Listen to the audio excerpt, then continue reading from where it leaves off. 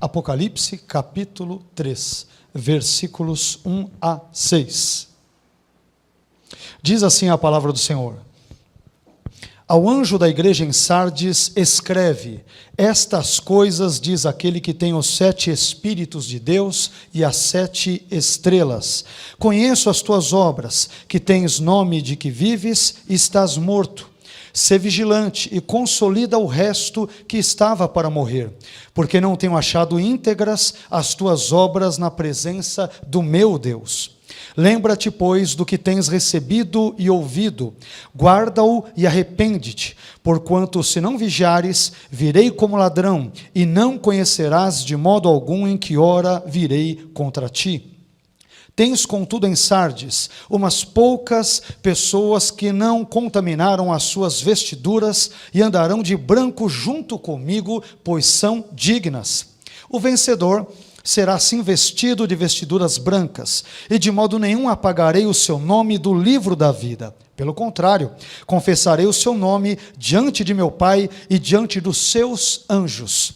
Quem tem ouvidos, ouça o que o Espírito diz às igrejas. Amém?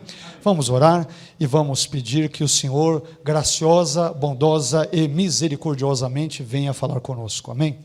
Pai, queremos te agradecer por cada um destes domingos, durante os quais temos falado sobre cada uma destas cartas dirigidas a estas 7 igrejas do Apocalipse.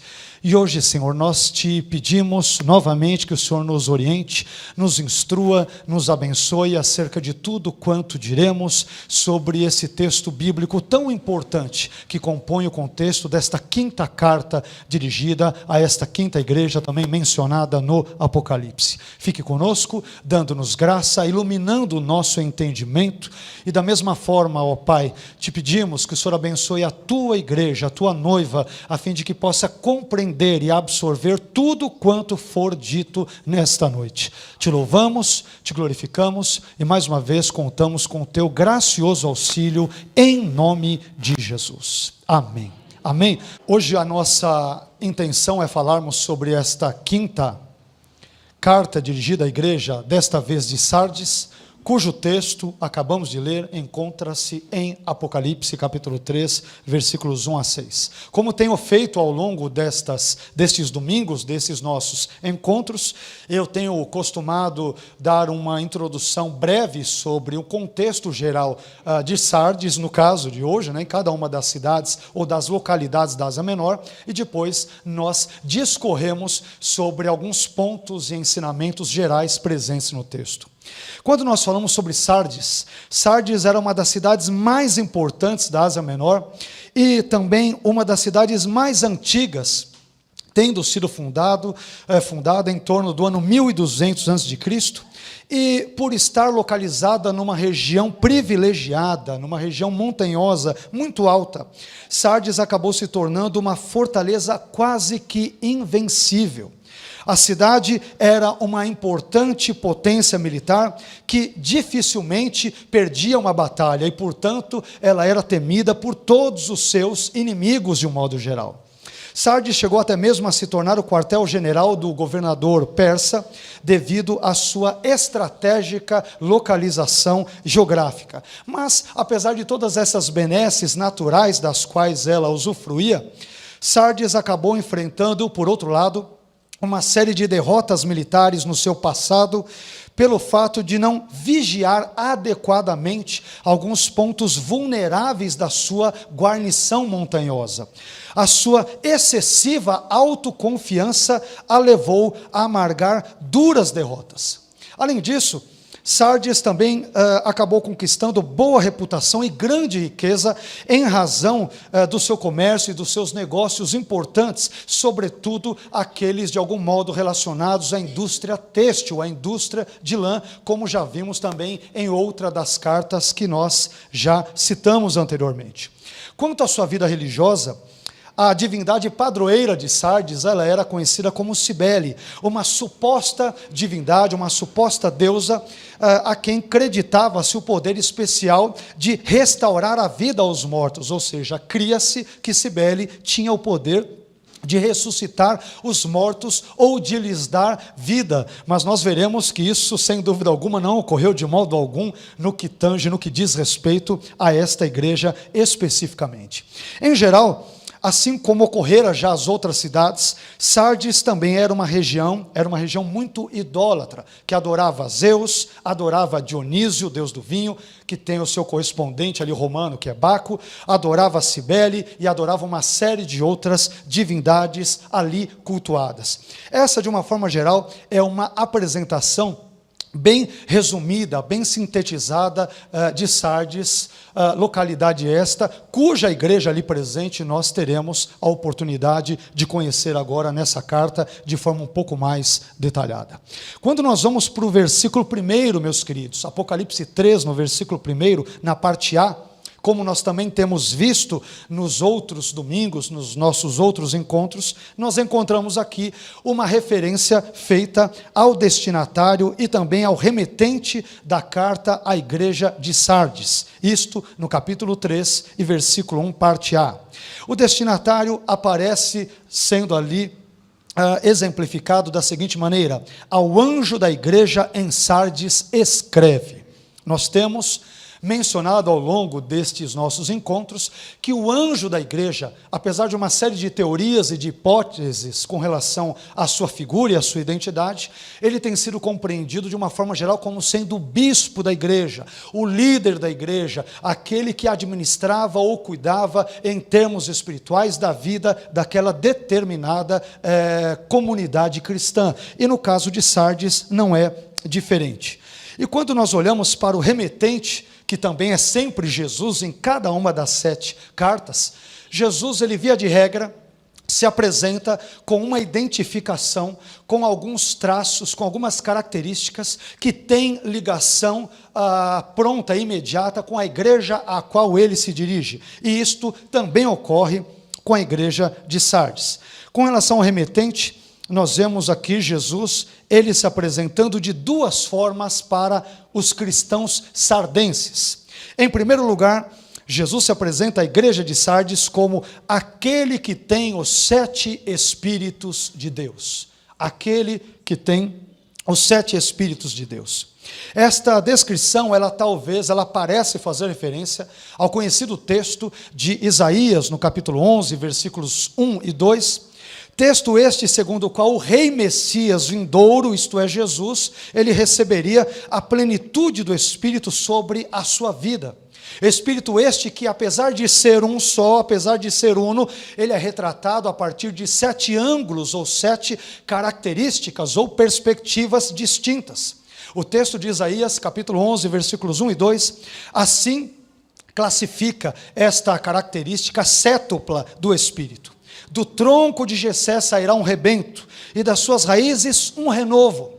Repousará sobre ele o Espírito do Senhor, o Espírito de sabedoria e de entendimento, o Espírito de conselho e de fortaleza, o Espírito de conhecimento e de temor do Senhor. Assim, Jesus, ele se apresenta à igreja de Sardes como aquele em quem a plenitude do Espírito habita, como um Deus todo-poderoso este, vislumbrado ou percebido na figura da segunda pessoa da Trindade, o Senhor Jesus Cristo. Mas, em segundo lugar, Jesus, ele também se apresenta à igreja de Sardes como aquele que tem as 7 estrelas. Já mencionamos numa das cartas anteriores, e vimos também em Apocalipse 1:20, que as 7 estrelas se referem, nesse texto, aos 7 anjos das igrejas, isto é, aos líderes das 7 igrejas da Ásia, os quais estão nas mãos do Senhor Jesus. Jesus, ele é o Senhor sobre os líderes da igreja, e portanto, em última análise, ele é também Senhor sobre a sua própria igreja. Aqui nós temos um detalhe muito importante, sobre o qual já falamos antes, mas sempre é importante retomarmos alguns pontos de fato relevantes para a compreensão do texto. Embora cada uma destas igrejas tenham anjos, que são líderes, bispos ou pastores que as administravam, sabemos que o Senhor da igreja, de fato, não eram estes anjos, não eram homens, não eram indivíduos, mas era e continua sendo o próprio Cristo. Ele tem não somente as estrelas que representam ali os líderes, mas tem os castiçais que representam as igrejas, todos nas suas mãos. A igreja tem dono, e o dono da igreja se chama Jesus Cristo de Nazaré. Não é o pastor, não é o teólogo, não são indivíduos humanos, mas é o próprio Deus soberano na pessoa de Cristo, conforme vemos nesse texto, que é o Senhor Salvador e mantenedor, sustentador da sua igreja. Além disso, meus irmãos, nós aprendemos, depois dessa breve apresentação do próprio Jesus à igreja de Sardes, aprendemos, em segundo lugar, que Jesus identifica o problema central presente nesta igreja. Quando nós analisamos as 7 cartas dirigidas a cada uma das 7 igrejas da Ásia, vez por outra nos deparamos com problemas que são trazidos à tona. E isso é mais evidenciado, é mais clarificado, por exemplo, quando nós lemos esse texto sobre a igreja de Sardes. E aí nós encontramos escrito o seguinte, ainda lendo o versículo de número 1, Jesus identifica o problema central da igreja, dizendo o seguinte: conheço as tuas obras, que tens nome de que vives e estás morto. Que declaração difícil, né? Eu não sei os irmãos, mas já pensou ouvir isso de Jesus? Você tem nome de uma coisa, mas na verdade a sua vida é totalmente outra. Eu não sei os irmãos, mas isso é uma coisa que me choca, que mexe comigo. E eu percebo quando leio esse texto, essa frase, que o problema central da igreja de Sardes residia no fato de ela ser uma propaganda enganosa, uma farsa, uma fraude, pois ela tinha nome de que vivia quando na verdade estava morta. Talvez, meus irmãos, esta reprimenda de Jesus tem a relação com o fato de haver nos arredores, nas circunvizinhanças de Sardes, um famoso cemitério, conhecido já naquela época, que possuía a sepultura de importantes reis, importantes nobres, visto que a cidade de Sardes ela havia sido fundada desde 1200 a.C. Então nós temos governantes persas, gregos e vários outros importantes, com túmulos importantes nas cercanias desta igreja. Mas aí é que vem a ironia do texto, né? A igreja de Sardes, ela se parecia mais com aquele cemitério do que com uma igreja viva, triunfante e com uma vida vibrante em prol do reino de Deus. E Jesus, ele denuncia este aspecto da igreja. Eles tinham um nome, eles tinham uma fama, mas a sua vida, a sua conduta, o seu comportamento, ele era diametralmente oposto àquele da sua fama, ou da sua suposta fama. Há uma ilustração muito conhecida que talvez caiba aqui nesse contexto. Conta-se que certa vez Alexandre o Grande, o conhecido rei do Império Macedônio, rei general do Império Macedônio ou helênico grego, ele tomou conhecimento de que havia em um dos regimentos do seu exército um soldado relaxado, preguiçoso e de má índole. Este soldado, ao cometer uma determinada falta disciplinar num dado momento da sua vida, ele cometia várias dessas faltas, ele acabou sendo levado, diz essa história, à presença de Alexandre o Grande, para prestar alguns esclarecimentos sobre a sua conduta, sobre a sua vida indisciplinada. Porém, quando o general macedônio, o rei macedônio Alexandre o Grande, soube que esse soldado indisciplinado se chamava Alexandre também, então nos diz essa história que Alexandre teria dito para ele: soldado, ou você muda de nome, ou então você muda de conduta. Porque Alexandre, ele não aceitava o fato de um soldado indisciplinado como aquele, ele não aceitava o fato de que ele tivesse o mesmo nome que ele, Alexandre, que por sua vez era o oposto dele, porque ele era disciplinado e também tinha um comportamento exemplar no que tange ao exército e à vida das armas. E esse era exatamente o problema da igreja de Sardes. Ela levava uma vida que não era condizente com o seu nome de igreja cristã. Pois, em vez de exibir uma vida abundante e frutífera em Cristo, ela estava, na verdade, espiritualmente morta. Tem nome de uma coisa, mas se comporta totalmente como outra. Isso nós conhecemos no nosso meio, isso se chama hipocrisia. Isto se chama falsidade. Jesus, ele chama aquela igreja, poderíamos dizer em bom português, de uma forma bem popular, chama aquela igreja na chincha e diz para ela: olha, vocês estão enganando as pessoas. Vocês dizem que são vivos, que são uma igreja abençoada e próspera, mas na verdade vocês estão espiritualmente mortos. E quantas pessoas nós não vemos, vez por outra, desta mesma forma, deste mesmo modo, em nosso meio. Se dizem cristãs, mas na verdade se parecem com tudo e com todos, mas menos com Cristo. Cristo é a última pessoa com a qual estas pessoas se parecem. Isso me faz lembrar de uma outra história, eu já devo tê-la contado aos irmãos aí, em alguns meses aí passados. Mas nos diz a história nos conta uma história muito triste sobre Gandhi, Mahatma Gandhi, segundo a qual ele teria entrado numa igreja, e Gandhi, ele estava já lendo durante muito tempo, ele estava pesquisando a Bíblia e lendo sobre o cristianismo, e dizem algumas pessoas que ele estava se simpatizando tanto com o cristianismo e com a causa cristã, que ele até almejava se tornar cristão.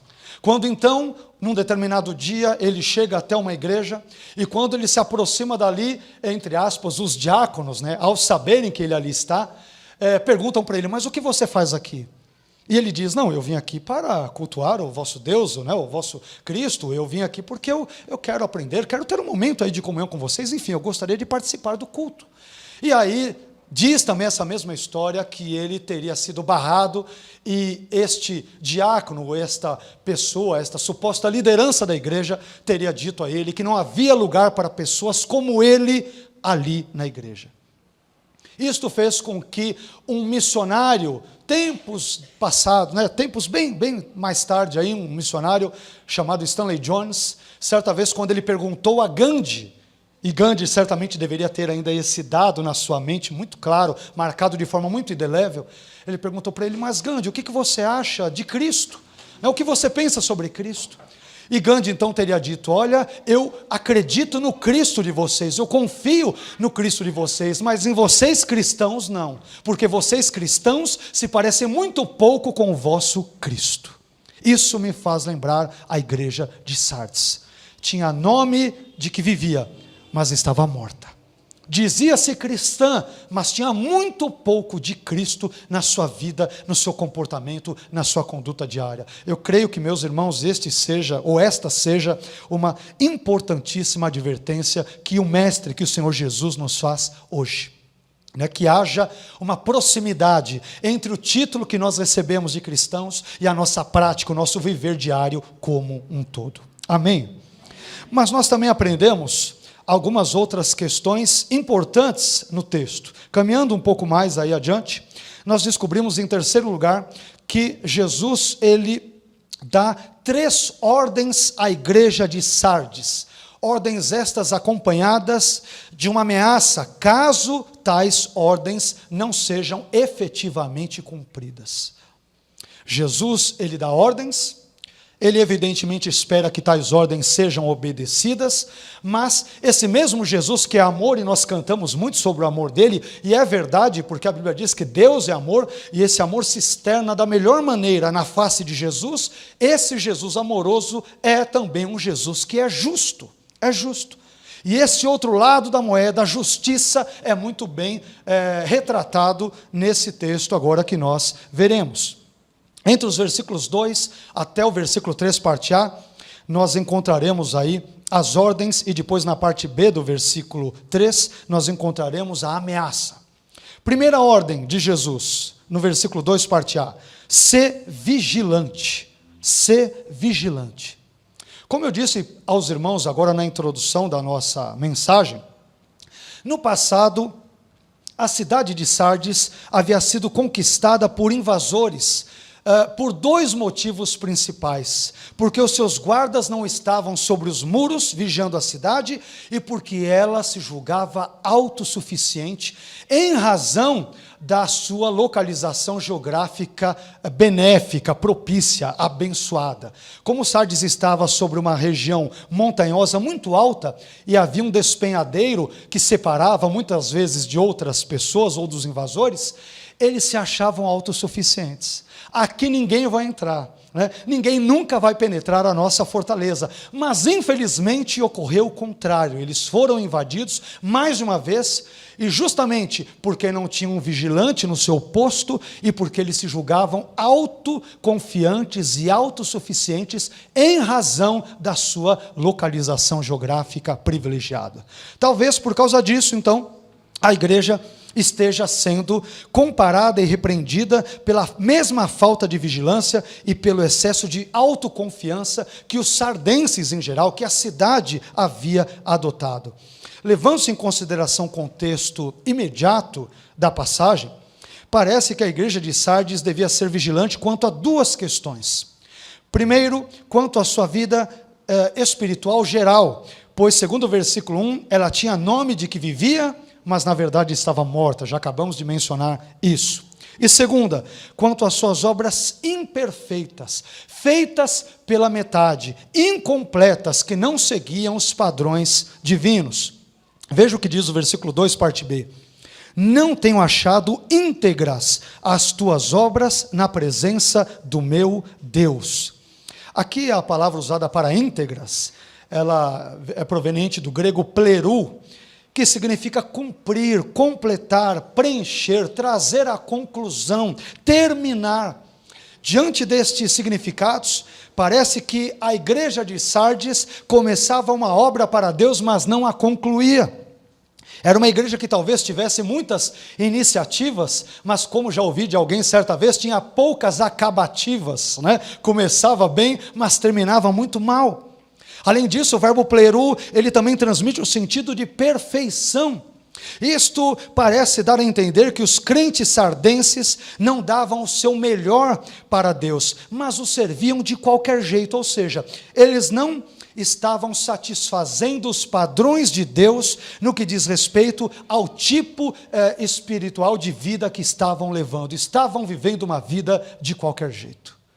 Não sei se você já viu pessoas desse jeito, crentes assim, não sei se aquilo acontecia só naquela igreja, temo que não, mas a igreja é repreendida justamente por não seguir os padrões divinos estabelecidos por Deus na sua palavra. Estavam empurrando com a barriga, estavam indo de qualquer jeito.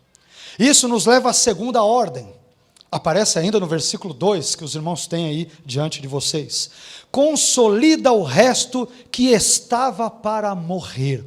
Olha que palavra forte, dura. Consolida o resto que estava para morrer. Talvez a tua tradução traga fortaleça aqueles que estavam para morrer. Sabe o que é interessante? Apesar da igreja em geral, a igreja sardense em geral, estar espiritualmente morta, contudo havia um remanescente, havia um pequeno grupo de pessoas que ainda tinha a chama da vida cristã acesa em seu coração. Estas pessoas deveriam ser fortalecidas na sua fé em Cristo.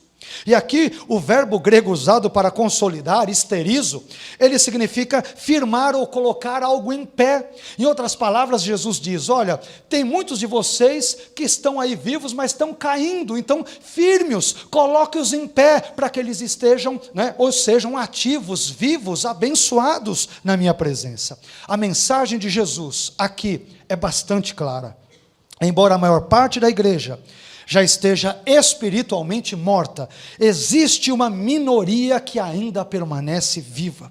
Porém, essa pequena parte da igreja está à beira da morte. Então Jesus diz, façam algo rapidamente, antes que seja tarde demais. Ou seja, situações críticas exigem medidas rápidas. Boa parte da igreja estava morta. Tinha um grupinho que estava quase morrendo. E Jesus disse para o líder, não deixe esse grupinho morrer.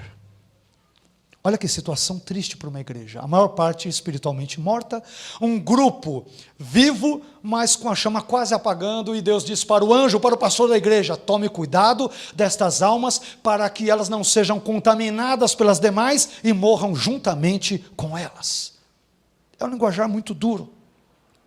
E na sequência deste pensamento nós encontramos a terceira ordem, que já aparece no versículo 3, parte A. Lembra-te, pois, do que tens recebido e ouvido, guarda-o e arrepende-te.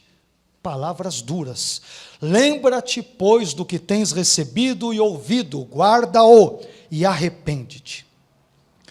Eu entendo que aquilo que os sardenses tinham recebido e ouvido diz respeito às verdades cristãs presentes no Evangelho. Quando esses termos são combinados, né, recebido, ouvido e tudo, parece-me que tem a ver com as doutrinas, com o ensinamento da palavra de Deus, ou seja, as verdades eternas do Evangelho. Eles deviam obedecer os ensinamentos bíblicos que já conheciam, o que incluía o ato de se arrependerem de seus pecados, a fim de que pudessem ser abençoados.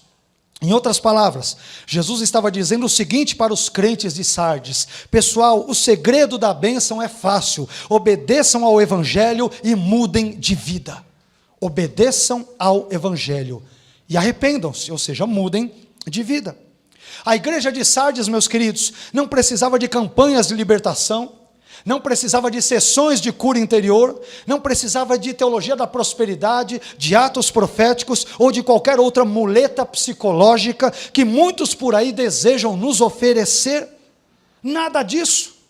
Eles precisavam apenas do Evangelho e de mais nada. Sabe por quê? Porque o Evangelho de Cristo é suficiente para mudar a vida do ser humano, porque ele é o poder de Deus para a salvação de todo aquele que crê. Nós precisamos apenas do Evangelho de Cristo e do Cristo do Evangelho, e não precisamos de mais nada, e não dependemos de mais ninguém e de mais nada, tão somente de Cristo e do seu Evangelho.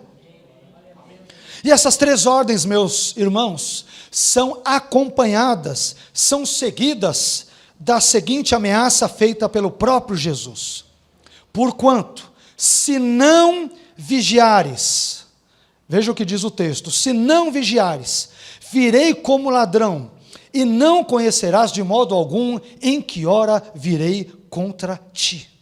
Aqui o texto bíblico deixa bem claro que o juízo repentino de Jesus sobre a igreja de Sardes é contingente, pois ele está condicionado ao não arrependimento dos crentes sardenses.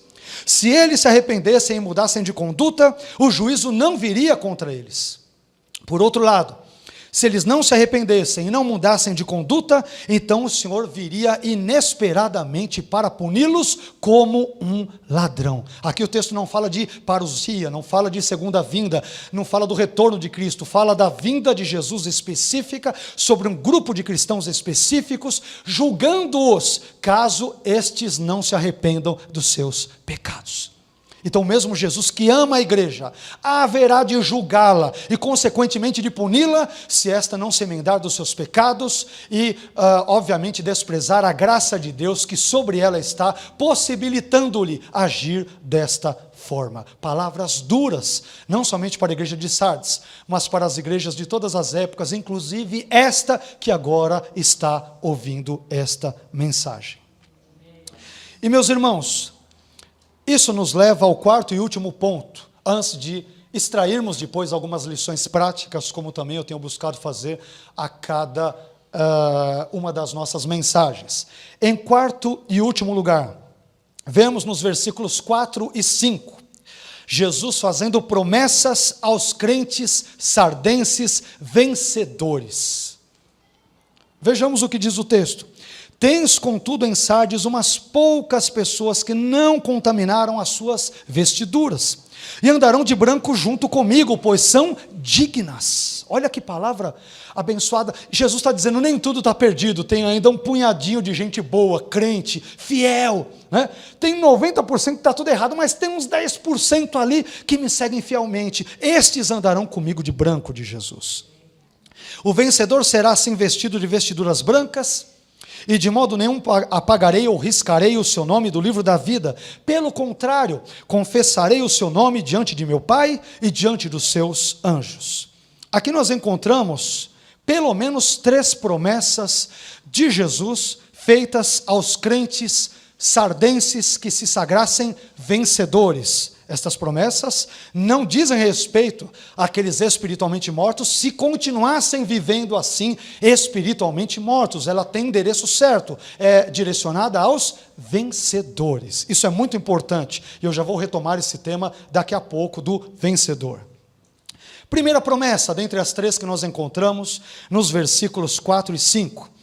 Os crentes vencedores receberão vestes brancas. Primeira promessa, os crentes sardenses vencedores, creio eu que isto se aplica a toda a igreja de todas as épocas, lugares e séculos, eles receberão vestes brancas. Tens, contudo, em Sardes umas poucas pessoas que não contaminaram as suas vestiduras e andarão de branco junto comigo, pois são dignas. O vencedor será assim vestido de vestiduras brancas. Parece-me, meus irmãos, que a imagem das vestes brancas é mencionada em razão de a principal fonte de riquezas de Sardes ser a sua indústria de lã. A Sardes possui uma indústria de lã muito famosa. E se este for o caso, e penso eu que o seja, há uma grande ironia no texto. Pois então é como se Jesus estivesse lhes dizendo: as roupas que vocês fabricam para vestir o corpo são muito boas, mas a maioria de vocês, crentes sardenses, é descuidada quanto às suas vestes espirituais que estão sujas pelo pecado. Olha que ironia. Jesus, ele capta características regionais da localidade e ele aplica elementos espirituais ou teológicos a fim de trazer importantes lições às igrejas, ou à igreja, neste caso, a qual ele se dirige. Foram descobertas inscrições na Ásia Menor, que é o contexto geográfico onde cada uma destas 7 igrejas ali se encontra.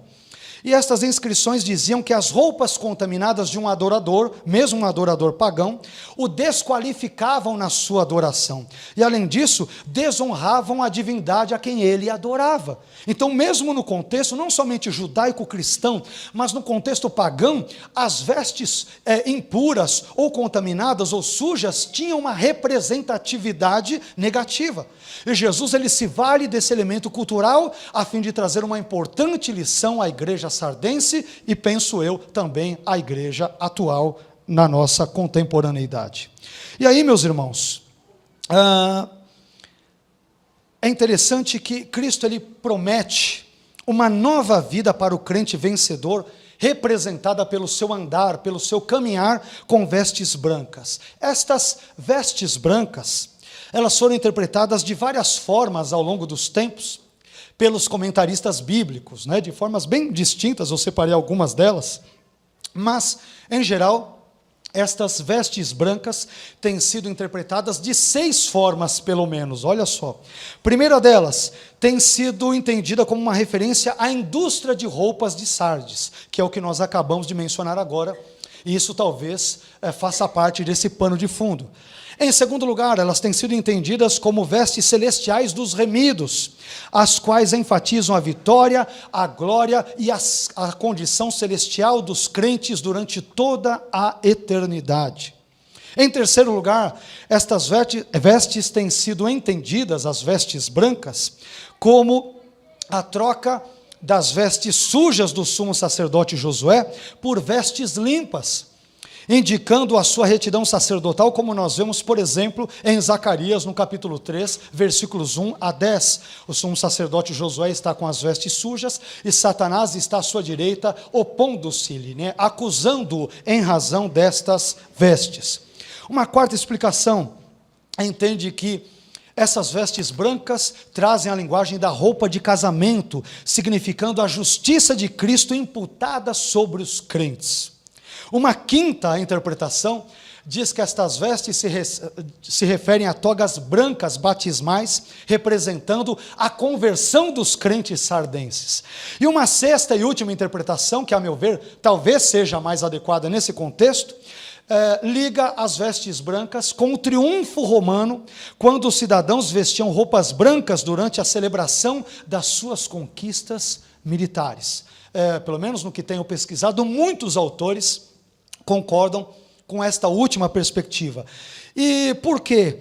Porque, como os sardenses haviam experimentado muitas e amargas derrotas no passado, como dissemos no início da nossa fala, não haveria nada melhor do que eles terem a possibilidade de se verem andando com Cristo durante o seu desfile triunfal final escatológico. Esta talvez seja a ideia que esteja por trás dessa menção feita às vestes brancas. Aqueles que vencerem reinarão com Cristo para sempre.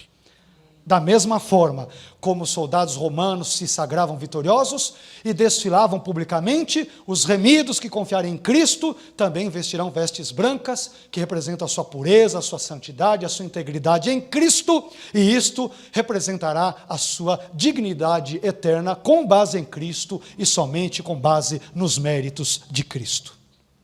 Mas também aprendemos uma outra promessa. Essa daqui tem dado muito pano para a manga e tem dado ensejo a grandes, insuperáveis às vezes, dificuldades teológicas.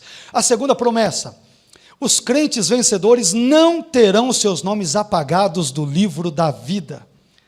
O texto diz: e de modo nenhum apagarei ou riscarei o seu nome do livro da vida. Essa imagem, meus queridos, do livro da vida, ela é encontrada pela primeira vez na Bíblia, no famoso texto de Êxodo 32:32. E ela aparece não somente no contexto judaico, mas também no contexto grego, no contexto helênico. Em Êxodo 32:32, Moisés, ao interceder diante de Deus pelo povo de Israel, que havia confeccionado o tal do bezerro de ouro, ele faz um pedido ousado ao Senhor. Ele diz: agora, pois, perdoa-lhe o pecado, ou seja, Senhor, perdoa o pecado do povo de Israel. Ou senão, risca-me, peço-te, do livro que escreveste. Aqui a expressão risca-me do livro refere-se à ideia de deixar de existir nesse mundo, ou seja, diz respeito a morrer. Não tem nada a ver nesse texto com uma hipotética perda da salvação. Então diz respeito a ele receber um juízo divino e, portanto, morrer no lugar de Israel. Parece, meus irmãos, que este mesmo conceito esteja presente também no Salmo 69, versículo 28, quando o salmista manifesta o seguinte desejo sobre os seus inimigos: sejam riscados dos livros, ou do livro dos vivos, melhor dizendo, e não tenham registro com os justos. Aliás, Sardes, por ter sido durante um longo tempo a capital dos impérios Persa e Seleucida, por exemplo, ela possui um depósito contendo os registros dos seus cidadãos, uma espécie de cartório daquela época. Desse modo, tanto no mundo judaico quanto no mundo grego, a remoção de um nome de um indivíduo significava a exclusão do indivíduo do seio da sociedade, da nação ou do grupo onde até então ele vivia. Porém, com o passar do tempo, e mais precisamente eu diria no período ou no contexto do Novo Testamento, esse conceito de livro da vida, ele acabou sendo espiritualizado e teologizado. E, portanto, ele passa a indicar o rol daqueles que herdaram ou herdarão a vida eterna. Em Lucas 10:20, por exemplo, nós lemos sobre aqueles que têm os nomes inscritos no céu. Quando nós vamos para Filipenses 4:3, Paulo refere-se àqueles cujos nomes estão no livro da vida. E aqui, em Apocalipse 3:5, lemos sobre aqueles que não terão seus nomes apagados do livro da vida. Bem, a pergunta que talvez você esteja fazendo: mas o que isso quer dizer? Em termos teológicos, esse versículo tem sido interpretado contemporaneamente, na nossa época, pelo menos de duas formas distintas. Do ponto de vista calvinista, ele tem sido entendido da seguinte forma: aqueles que têm os seus nomes riscados do livro da vida são membros da igreja que participam das bênçãos divinas da comunidade da aliança, mas que na verdade são crentes meramente nominais. Já do ponto de vista arminiano, aqueles que têm o seu nome apagado ou riscado do livro da vida são aqueles a quem Deus pré-conheceu, que não perseverariam na sua fé em Cristo, apostatando assim da fé.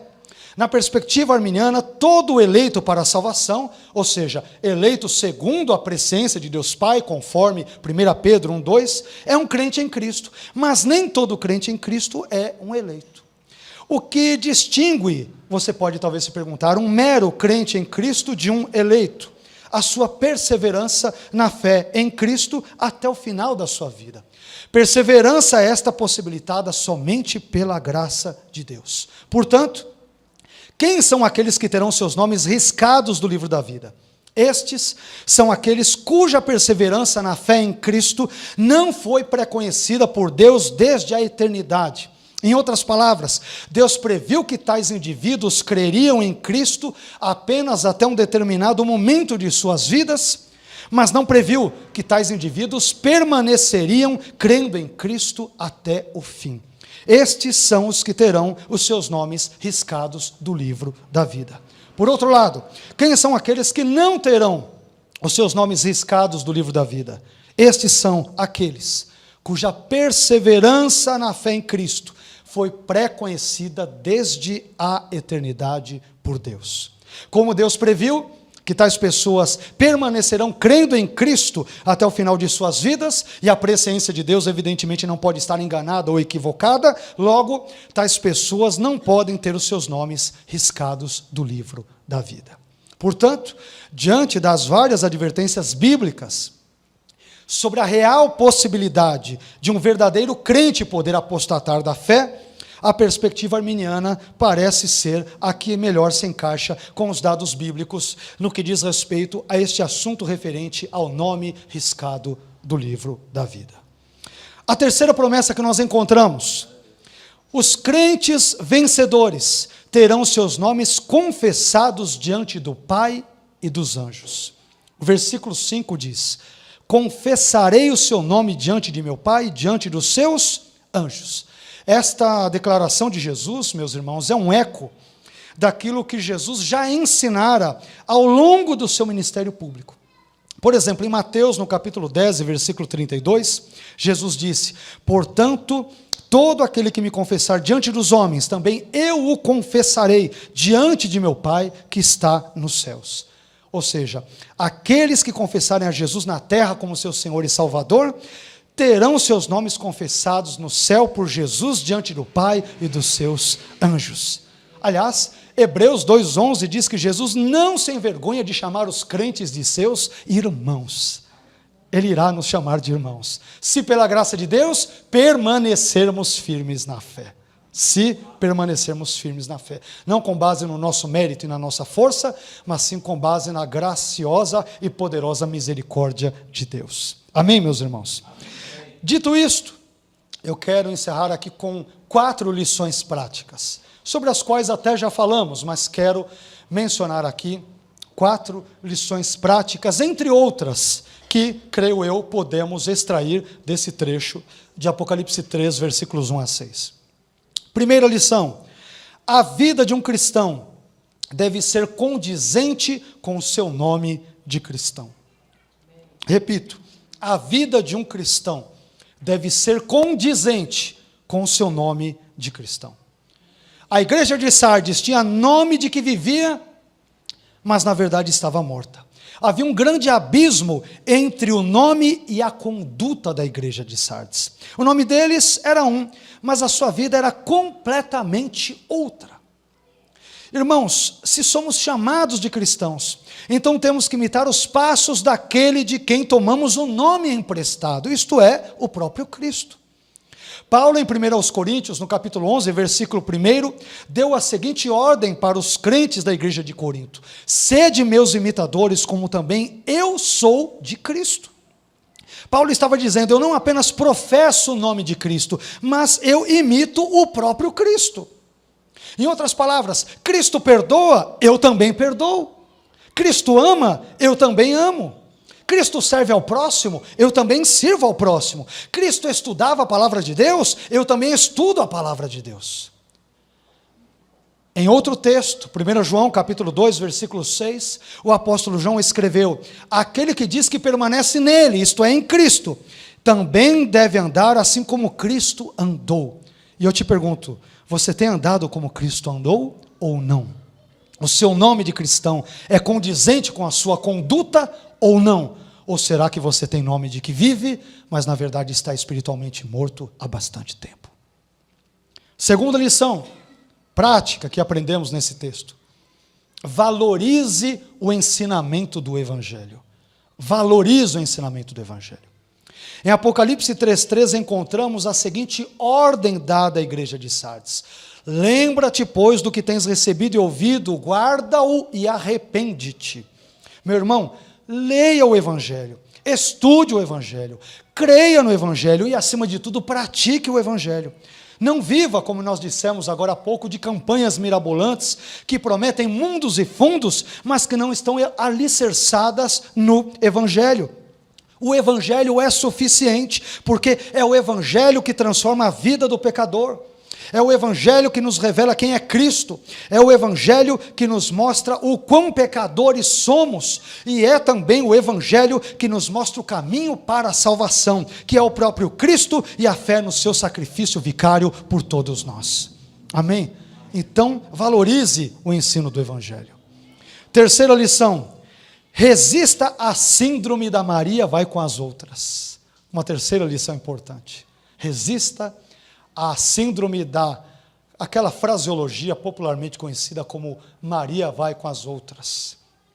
Em Apocalipse 3:4, Jesus disse: tens contudo em Sardes umas poucas pessoas que não contaminaram as suas vestiduras e por isso andarão de branco junto comigo, pois são dignas. Em outras palavras, embora a maioria dos crentes de Sardes estivesse espiritualmente morta, havia um pequeno grupo de crentes que permanecia santo, íntegro e perseverante na sua fé em Cristo. Portanto, meu irmão, e o que eu vou dizer é muito importante, não é porque a vida de algumas pessoas na igreja esteja espiritualmente decadente, que a sua vida deva ser assim também. Não é porque o seu irmão não ora e não lê a Bíblia, que você tem que agir de forma semelhante a ele. Faça o contrário. Mostre para esse irmão como é que um crente de verdade deve viver, deve agir. Permita que esse irmão, que tem uma fé vacilante, encontre em você um bom exemplo a ser seguido. Portanto, se alguns irmãos estão dando maus exemplos de conduta, não os imite, não os siga. Reme contra a maré e seja fiel a Cristo. Amém? Na igreja de Sardes estava quase tudo perdido, mas nem tudo. Tinha um grupinho que teimava em ser fiel a Cristo. Tinha um grupinho que teimava em crer nas verdades eternas do Evangelho. Tinha um grupo que falava: eu não vou me contaminar porque a maioria está seguindo os costumes pagãos e mundanos da cidade de Sardes. Eu vou agir diferente. E Jesus diz: estes vestirão vestes brancas e andarão juntinho comigo. Amém? Meu irmão, você não precisa e não deve seguir os valores do mundo. Você não precisa e não deve seguir comportamentos de crentes ou de supostos crentes que mais prestam desserviço do que um verdadeiro serviço para o reino de Deus. Você pode remar contra a maré, portanto não seja uma Maria vai com as outras. Não é porque todo mundo está afundando num contexto que você deve seguir, não é porque não estão orando que você não deve orar. Faça a sua parte, seja um crente cujo nome seja condizente com a sua conduta de vida. Isso nos leva a quarta e última lição, extremamente importante também. A quarta lição é: cuidado com a mentalidade do tipo, o jogo já está ganho. Cuidado.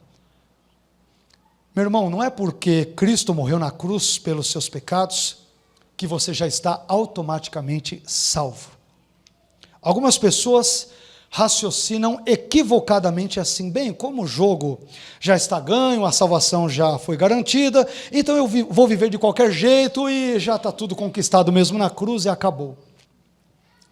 Sabe qual era um dos problemas da igreja de Sardes e que estava presente na cidade de Sardes? Era a sua autoconfiança. Porque eles viviam numa rocha grande, montanhosa, grandes montanhas, com um precipício que os cercava e que eram vistos, na verdade, ali a cidade como um todo, era vista como uma cidadela intransponível.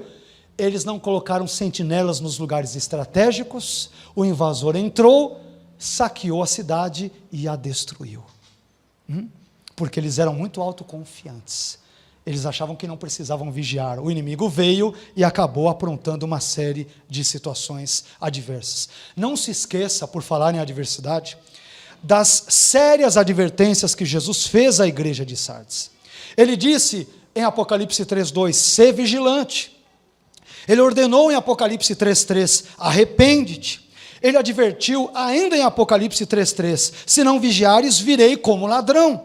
E ele também prometeu, o vencedor de modo nenhum terá o seu nome apagado ou riscado do livro da vida. Meu irmão, aquele que não terá o seu nome apagado do livro da vida será o vencedor. Isto é, aquele que com o auxílio da graça irá perseverar firme na fé e nos ensinos de Jesus. A expressão vencedor, que ocorre com frequência nesse contexto das 7 igrejas, vem do grego honikon, que é um particípio presente e que, portanto, transmite a ideia de uma ação contínua. Ou seja, honikon, o vencedor, significa literalmente o que está vencendo, o que está conquistando. Olha só, o que está vencendo, o que está conquistando. Portanto, ter ou não ter o seu nome riscado do livro da vida é uma questão que envolve a sua permanência e a sua perseverança na fé em Cristo. Não é Deus quem perseverará por você, não é Cristo, não é o Espírito Santo, não é um anjo, não é um querubim, não é um serafim, é você crente, eu e você crentes, pecadores e miseráveis, que dependemos da graça de Deus e devemos fazer a nossa parte perseverando na fé em Cristo. Por isso, cuidado com essa mentalidade de que o jogo já está ganho. Isso é muito perigoso e muito nocivo para a fé cristã. Aliás, é tão nocivo, e eu quero terminar com esse versículo bíblico, que Paulo, escrevendo ao seu filho na fé Timóteo, em 2 Timóteo 2,12, ele disse o seguinte: se perseverarmos, também com ele reinaremos. Se o negarmos, ele também nos negará. Mas eu não sou crente, a salvação não está garantida para sempre. Não, meu filho, leia 2 Timóteo 2,12. Se perseverarmos, aí nós reinaremos. Se nós o negarmos, mas Paulo, eu sou Timóteo, eu não posso negar. Ah, brinca, acha que a fortaleza está toda firme, está tudo arrumado, igual a igreja de Sardes, eu não preciso me preocupar com mais nada, eu vou viver de qualquer jeito para ver se você não morre e não vai direitinho para o quinto dos infernos. Hã? Se perseveramos, também com ele reinaremos. Se o negarmos, ele por sua vez nos negará. Paulo escreve isso para um crente, ele não escreve para ímpio. Perceba que Paulo estabelece a perseverança e a não negação de Cristo como critérios que dizem respeito à minha e à sua salvação. Portanto, creia em Cristo e continue crendo em Cristo e você será salvo. Persevere na sua fé em Cristo e você será salvo pela graça de Deus, sem a qual nenhum de nós poderá ser salvo. Dependemos totalmente de Deus e da sua graça, mas devemos permanecer crendo nele e assim reinaremos com ele para todo sempre, eternamente. Amém.